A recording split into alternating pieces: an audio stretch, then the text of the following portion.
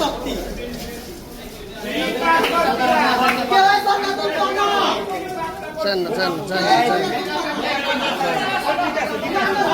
আপনারা জানেন রূপগঞ্জের বিভিন্ন জায়গায় বিশেষ করে কাঞ্চন এলাকায়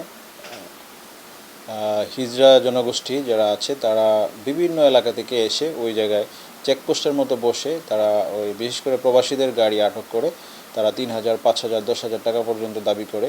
যদি তাদেরকে তাদের প্রত্যাশা অনুযায়ী টাকা দেয়া না হয় তখন তাদের গাড়ি পর্যন্ত ভাঙচুর করা হয় এবং প্রবাসীদের মারপিট করা হয়। ইতিপূর্বে বিভিন্ন সময় এই ধরনের ঘটনা ঘটেছে। কিছুদিন পূর্বে একজন প্রবাসীকে তারা বেদম মারপিট করে এরকম একটি ঘটনার ভিডিও সামাজিক যোগাযোগ মাধ্যমে ভাইরাল হয় এবং এই বিষয়টি আমাদের নজরে আসে। আমরা এই অভিযানের অংশ হিসেবে আজকে বেলা 12 ঘটিকার দিকে আমরা রূপগঞ্জ থানার কয়েকটি টিম উক্ত কাঞ্চন এলাকায় অভিযান পরিচালনা করি। অভিযান পরিচালনাকালে তারা